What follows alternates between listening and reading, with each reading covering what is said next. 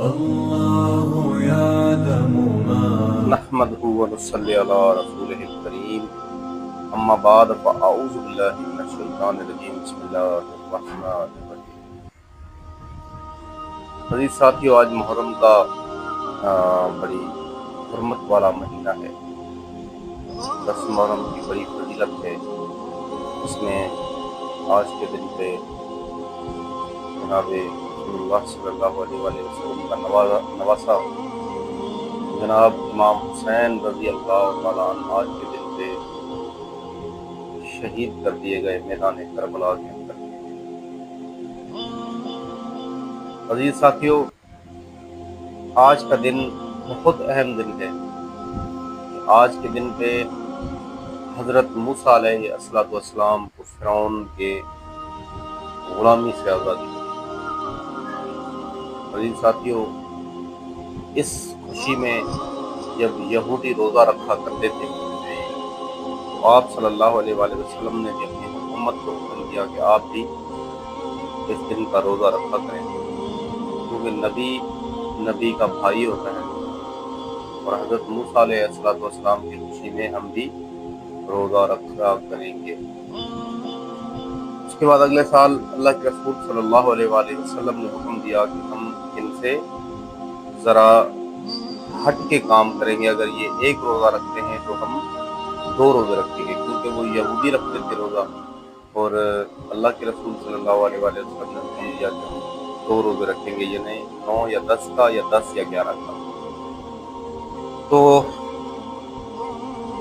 آتے ہیں اہم موضوع پہ، جو کہ نواسۂ رسول کے بارے میں اللہ کے رسول صلی اللہ علیہ وآلہ وسلم کی کیا فرمان مبارک ہیں۔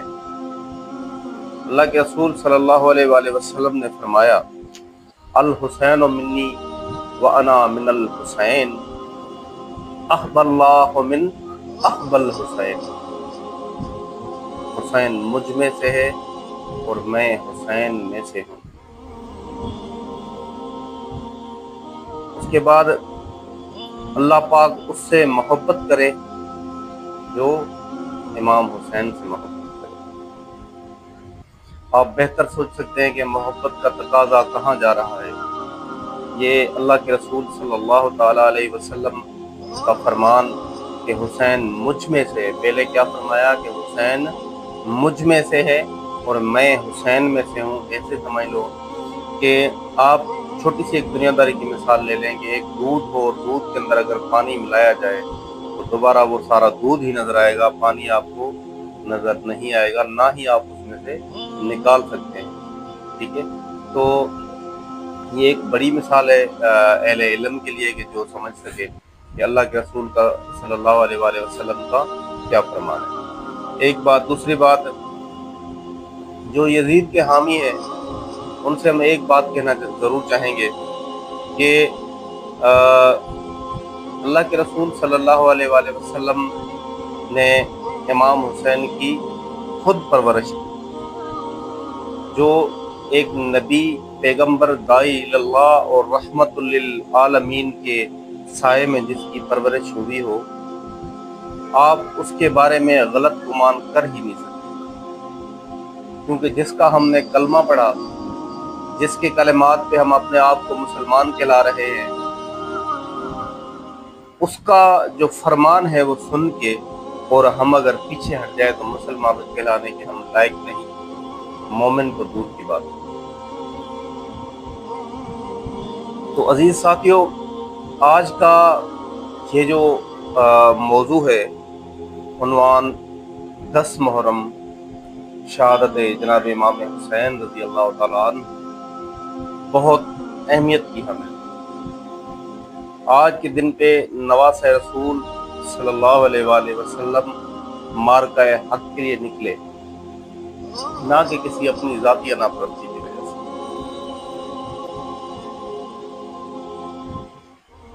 یہ وہ امام حسین رضی اللہ تعالیٰ عنہ ہے جنہوں نے، جس کے بارے میں آپ صلی اللہ علیہ وآلہ وسلم اپنی بیٹی کے لیے کھڑا ہوا کرتے تھے، اماں فاطمہ کی شان میں اس اماں فاطمہ کے یہ بیٹے ہیں جن کی شان میں اللہ کے رسول صلی اللہ علیہ وآلہ وسلم داعی اللہ اور رحمت للعالمین بھی کھڑے ہو جائیں تو ان کے بچوں کی پرورش کیسی ہوگی آپ یہ بہتر سے جان سکتے ہیں۔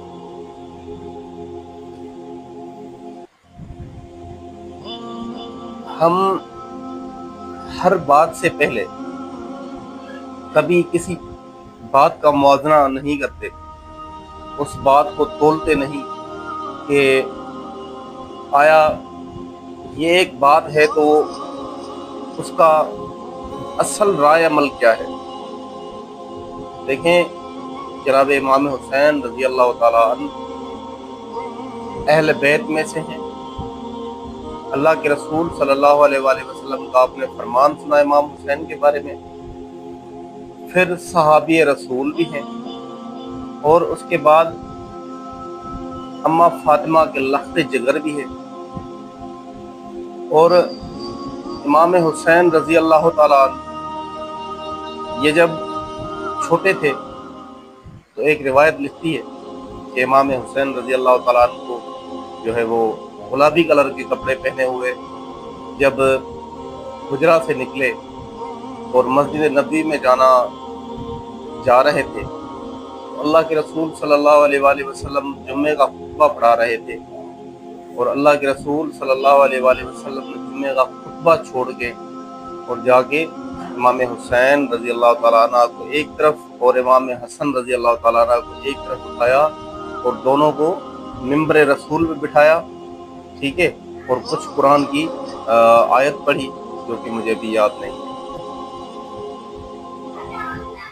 دوستو آپ اور ہم اچھے سے جان سکتے ہیں، آپ کو بھی پتہ ہے یہ بڑی موقول حدیث ہے کہ جب امام حسین رضی اللہ تعالیٰ عنہ اللہ کے رسول صلی اللہ علیہ وآلہ وسلم نماز پڑھا رہے تھے تو اللہ کے رسول صلی اللہ علیہ وآلہ وسلم کے سر انور پہ جا کے بیٹھ گئے،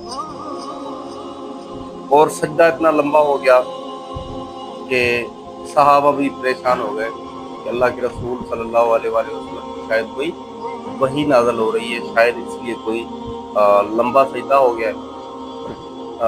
جو ہے وہ کسی صحابی نے سر اٹھا کے دیکھا تو جناب امام حسین رضی اللہ تعالیٰ عنہ اللہ کے رسول صلی اللہ علیہ وآلہ وسلم کے سر انور پر بیٹھے ہوئے۔ تو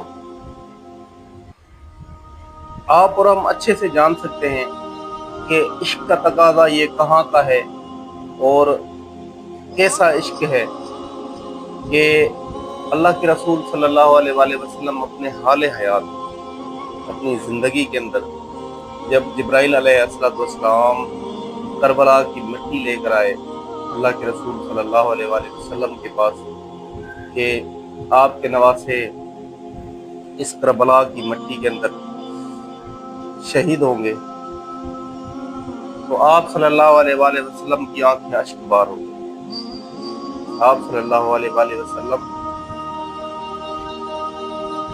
اس امام حسین کی قربانی پہ اس وقت بھی آنکھوں میں سے آنسو آئے، یہ تو قصہ بعد میں ہوا۔ تو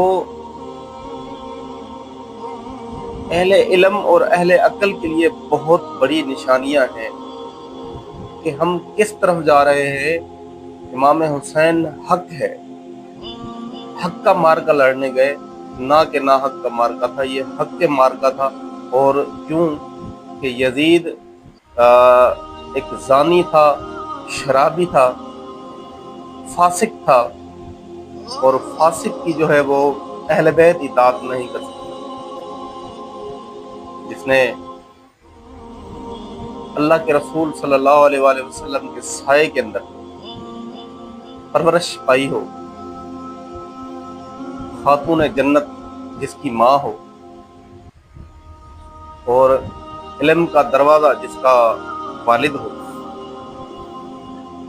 اور خود جنت کے جوانوں کے سردار ہوں، آپ خود فیصلہ کیجئے، آپ کے ہاتھ میں ہے کہ بیعت اس کی پھر ایک زانی اور شرابی کی بیعت کرنا جس نے مسجد نبوی کے اندر گھوڑے بنوائے، جس نے خانہ کعبہ کے غلاف کو آگ لگوائی،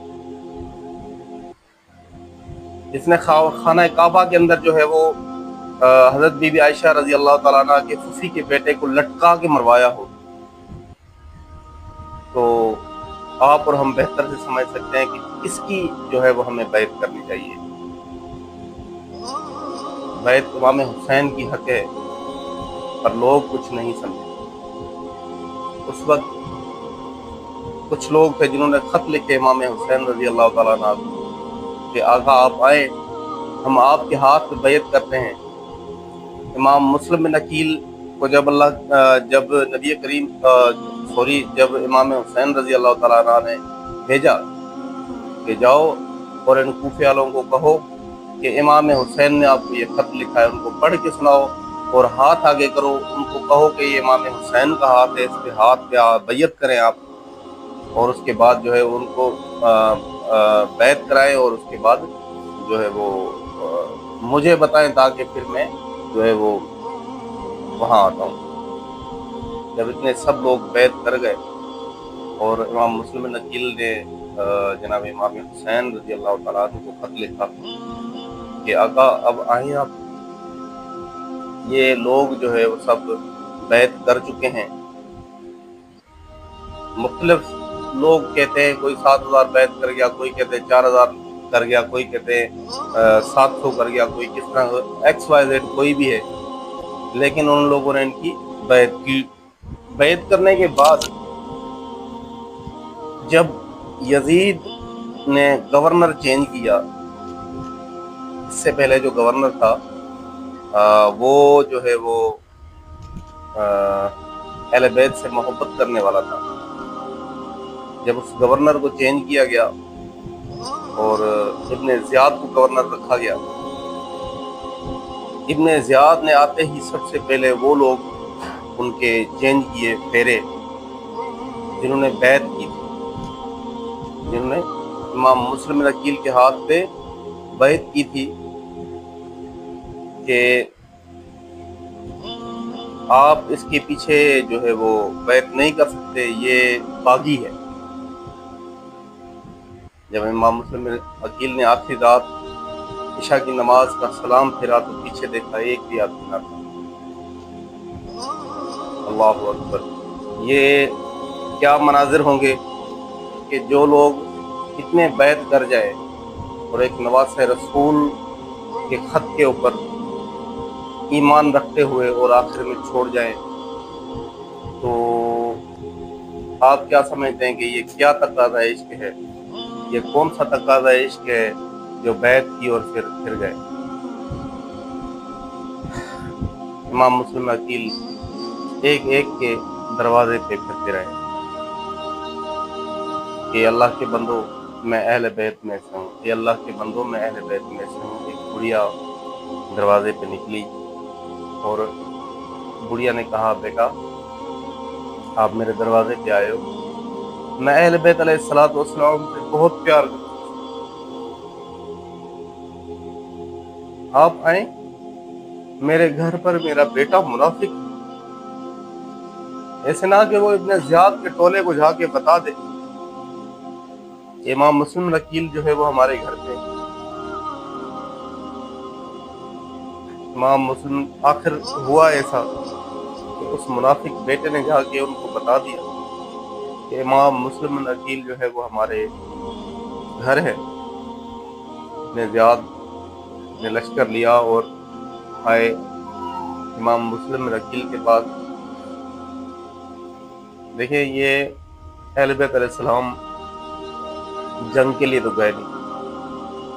امام مسلم عقیل کے ہاتھ میں جو پتھر تھے، وٹے تھے، وہ اس نے مارے اور وہ ادھر سے بھاگے۔ اور ایک تو ایسی بھی روایت لکھتی ہے کہ جب ایک ایسا موڑ آیا کہ ابن زیاد جو ہے بالکل پیٹھ کے پیچھے ان کو جو ہے پیٹھ دے کے کھڑے ہوئے تھے، اور امام مسلم عقیل جو ہے وہاں اگر ان کو مارنا چاہتے تو مار بھی سکتے تھے، پر انہوں نے کہا کہ جو ہے وہ مجھے ایک اللہ کے رسول صلی اللہ علیہ وآلہ وسلم کا فرمان یاد آیا کہ بھلا کر کے نہیں مارنا چاہیے، اس لیے جو ہے وہ پھر میں نے نہیں مارا۔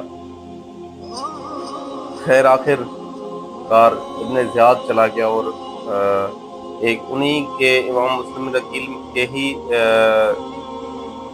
رشتہ داروں میں سے غالباً ایسی کچھ ایک روایت لکھی ہے کہ انہی کو جا کے انہوں نے ابن زیاد نے بولا کہ اس کو لے کے آؤ امام مسلم بن عقیل کو، میں جو ہے وہ اس سے کچھ باتیں کرنا چاہتا ہوں۔ تو جب وہاں آئے وہ اور امام مسلم بن عقیل کو بولا کہ آپ چلیں اور جو ہے وہ ہمارے ساتھ آپ سے ابن زیاد باتیں کرنا چاہتا ہے کچھ موضوعات پر۔ تو انہوں نے کہا کہ نہیں، یہ جو ہے وہ مجھے شہید کروا دیں گے۔ تو جو ہے خیر آخر ان کے آپس میں باتیں طے ہوئی، اور جب ابن زیاد کے پاس لے آیا گیا تو ابن زیاد نے جو ہے حضرت علی رضی اللہ تعالیٰ عنہ کو بڑا برا بھلا بولا، ان کے خاندان کو بڑا برا بھلا بولا، جبکہ اللہ کے رسول صلی اللہ علیہ وآلہ وسلم کا فرمان ہے کہ میرے علی کو گالیاں نہ دو، اے علی تیری محبت ایمان ہے اور تجھ سے بغض کفر ہے۔ آپ خود سوچیں، تو اس ابن زیاد نے جناب علی المرتضیٰ کے خاندان کو گالیاں دی۔ بتائیں کہ اور اس کا ٹرینڈ اس ٹائم ایک ٹرینڈ بھی تھا، علی اور اس کے چاہنے والوں کو جو ہے وہ گالیاں بھی دی جاتی تھی۔ خیر علی تو علی تھا، پر علی کے چاہنے والے تو اللہ کے رسول صلی اللہ علیہ وآلہ وسلم بھی تھے۔ آخر کار جو ہے وہ امام مسلم بن عقیل کو شہید کرانے کا کہا گیا، تو ان کو شہید کروایا جائے، ان کو بڑی ساری ایک بلڈنگ پہ لے جایا گیا۔ تو وہاں جا کے امام مسلم بن عقیل نے اپنی ایک وہ چیزیں کہی کہ میری دو باتیں مانی جائیں، جیسے وصیت بولتے ہیں، دو وصیتیں کی۔ وصیتیں یہ ہے کہ کچھ اشر کیا انہوں نے کسی سے اداری لی تھی کہ میری وہ ادا کی جائے، وہ ان کی بات مانی گئی۔ سیکنڈ یہ کہ ایک خط لکھا جائے جناب امام حسین رضی اللہ تعالیٰ عنہ کو، اور ان کو کہا جائے کہ آپ یہاں سے واپس چلے جائیں، تاکہ جو ہے وہ یہاں کے لوگ جو ہے وہ ہم سے پھر گئے، بیت واپس لے جائیں یہ لوگ۔ انہوں نے وہ خط لکھا جناب امام حسین کو، راستے میں پہنچایا گیا۔ امام حسین رضی اللہ تعالیٰ عنہ جب یہ خبر سنی تو بہت صدمہ پڑا اور مشورہ کیا۔ مشورے کے اندر جو امام مسلم بن عقیل کا قبیلہ تھا، انہوں نے کہا کہ ہم جو ہے وہ اس طرح واپس تو نہیں جائیں گے، اور ہم جو ہے وہ بدلہ لیں گے، کیونکہ قرآن کے اندر حکم ہے بدلے گا کہ ہمارے کو ناحق کیوں مارا گیا، کیوں قتل کیا گیا۔ خیر آخر وہاں سے چلے، حر نے راستہ روکا کہ امام حسین رضی اللہ تعالیٰ 2 دن تک راستہ روکا۔ جب ابن زیاد گورنر آیا، اس نے کمانڈر دوسرا بھی، کمانڈر وہاں دوسرا جب پہنچا تو ابن زیاد رضی اللہ تعالیٰ عنہ نے جو ہے وہ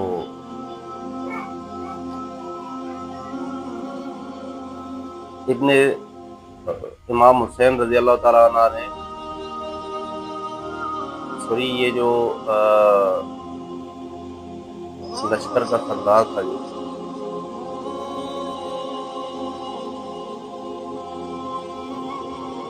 غالباً وہ جو ہے پھر کے امام حسین کی طرف ہو گئے، اور انہوں نے جو اپنا دوسرا لشکر بھیجا تھا، جس کا سردار کوئی کمانڈر دوسرا تھا، وہ وہاں پہنچ گئے اور امام حسین کے راستے بالکل ہی بند کرنا شروع کر دیے، پانی بند کرنا شروع کر دیا۔ ایون کہ آخر یہ 10 محرم کی رات آئی، 10 محرم کی رات تک جو ہے وہ امام حسین رضی اللہ تعالیٰ عنہ کو کہا گیا کہ یا تو ہتھیار پھینکیں اور یا تو پھر بیعت کر لیں۔ امام حسین نے کہا میں بیعت نہیں کروں گا، کیونکہ زانی شرابی فاجر فاسق کی کیا بیعت کرنی ہے، پہلے بیعت تو نہیں کرے گا، اگر کسی اور نے کرنی ہے تو جا کے کرے۔ باقی جو ہے رات کا وقت تھا، 1 رات کی مہلت مانگی گئی، اور 10 محرم کی رات یا 10 محرم کا دن تھا، 11 محرم کی رات، غالباً 9 محرم کا دن اور 10 محرم کی رات، اور رات کو پوری رات استغفار کرتے رہے۔ جو ساتھ میں باقی بھی بیویاں تھیں اور غلام تھے، جو بھی سب تھے، بچے، سب استغفار کرتے رہے۔ جب صبح کا فجر کا سورج چڑھا اور نواسۂ رسول کے ساتھ انہوں نے ظلم ہو گیا پیش، یہاں تک کہ 6 مہینے کے معصوم کو بھی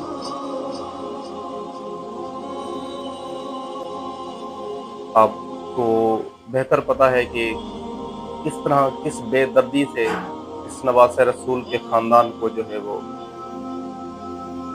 شہید کیا گیا، 72 کربلا کے اندر شہید ہوئے۔ بیویوں کو ابن زیاد کے دربار میں کئی گھنٹے تاخیر کرنی پڑی۔ اہل بیت علیہ السلام کا گھرانہ ایک کمینے کے سامنے کئی گھنٹے کھڑا رہا، جو کہ اپنے آپ کو تہجد گزار بھی کہتا تھا اور نمازی بھی کہتا تھا، پرہیزگار بھی کہتا تھا۔ آخر جب بلایا گیا دربار میں، اس دربار میں جو ہے وہ پوچھا گیا کہ یہ بچہ کون ہے، تو انہوں نے کہا کہ یہ بچہ علی نام ہے اس کا،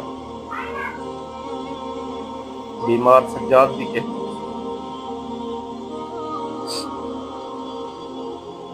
کہا گیا کہ اس کو کیوں چھوڑا گیا، اس کو بھی شہید کروا دیں۔ یہاں حضرت بی بی زینب بولی کہ لعنتی تو نے ہمارے 72 کربلا کے اندر شہید کروا دیے، کیا اس معصوم سے تیرا پیٹ بھر جائے گا؟ اور اپنے بھائی کو جفا لگا لیا۔ آخرکار ان تمام بیویوں کو، اس کے اندر ام رباب بھی، حضرت امام حسین کی جو ہے وہ گھر والی بی بی زینب، اور باقیوں کو جو ہے وہ رخصت کیا گیا دوبارہ مدینے کی طرف، اور امام حسین رضی اللہ تعالیٰ عنہ کا سر انور جو تھا، اس کو جو ہے وہ یزید کے پاس لے جایا گیا۔ جب یزید کے پاس رکھا گیا تو روایت لکھتی ہے، یہ ابن کثیر کا حوالہ ہے، میں اپنی طرف سے کچھ بھی نہیں آپ کو بتا رہا ہوں، تو وہاں جو ہے امام حسین کا سر انور رکھا گیا ان کے سامنے، اور انہوں نے ہونٹوں پہ چھڑی ایک بڑی ساری لاٹھی لے کے، اور جب ان کے ہونٹوں پہ مارنے لگے اور کچھ اشار کہے کہ جس جگہ امام حسین نے ہماری بات نہیں مانی، اس جگہ تلوار نے ہماری بات مانی، تو ساتھ کھڑے کے ساتھ یہ رسول کھڑے تھے، انہوں نے دور سے آواز دی، او لعنتی، جس ہونٹوں پہ تو چھڑی مار رہا ہے، اس ہونٹوں پہ میں نے جناب رسول اللہ صلی اللہ علیہ وآلہ وسلم کو بوسہ دیتے ہوئے دیکھا۔ یہ تقاضا ہے عشق کہ اس وقت یزید وقت کا حکمران ہے اور اس کو لعنتی کہہ رہا ہے۔ یہ صحابی رسول تھے،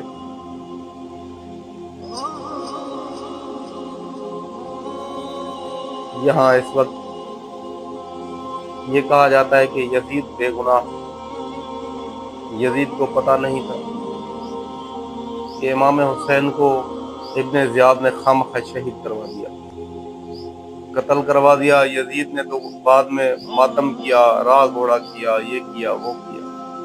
اگر یہ تھا تو یہ چھڑیاں کیوں اس کے ہونٹوں پہ مارا تھا، یہ اشار کیوں کہہ رہا تھا؟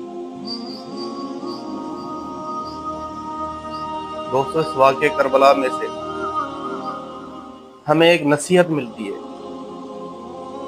وہ یہ کہ آپ اور ہم حق کے ساتھ کھڑے ہوں۔ امام حسین حق ہے، یہ نہیں ہے کہ امام حسین کا ہم ماتم کریں تو ہم حق پہ ہیں، اگر ماتم نہ کریں تو ہم ناحق ہیں۔ ماتم کہیں جائز نہیں ہے۔ اللہ کے رسول صلی اللہ علیہ وآلہ وسلم کی حدیث ہے کہ اگر کسی نے اگر کوئی اس کا شہید ہو جاتا ہے یا اس کا کچھ نقصان ہو جاتا ہے اور اس نے اپنا اس کے اوپر اپنا منہ کے اوپر مارے ماتم کیا، اپنے کپڑے پھاڑے، نوحہ کیا، وہ ہم میں سے نہیں۔ یہ احادیث ہے اللہ کے رسول صلی اللہ علیہ وآلہ وسلم کی۔ لہذا صبر کا دامن نہیں چھوڑنا چاہیے، صبر ہر وقت کرنا چاہیے۔ آپ اور ہمیں جو ہے وہ ہر وقت ان اللہ مع الصابرین، اللہ صبر والوں کے ساتھ ہے۔ الحمدللہ ہم نے صبر کیا ہوا ہے۔ ہمارا امام شہید ہے، شہید اللہ کا قرآن کہتا ہے زندہ ہے، تو ہمارا امام زندہ ہے، آج بھی زندہ ہے اور دن قیامت تک زندہ رہے گا۔ وآخر دعوانا ان الحمدللہ رب العالمین۔ ہماری باتوں سے اگر کسی کو کوئی تکلیف پہنچی ہو تو معذرت خواہیں۔ السلام علیکم ورحمۃ اللہ وبرکاتہ۔ آپ سب دوستوں سے گزارش ہے کہ ہمارے چینل کو لائک کریں، سبسکرائب کریں اور شیئر کریں، صدقہ جاریہ سمجھ کر۔ السلام علیکم ورحمۃ اللہ وبرکاتہ۔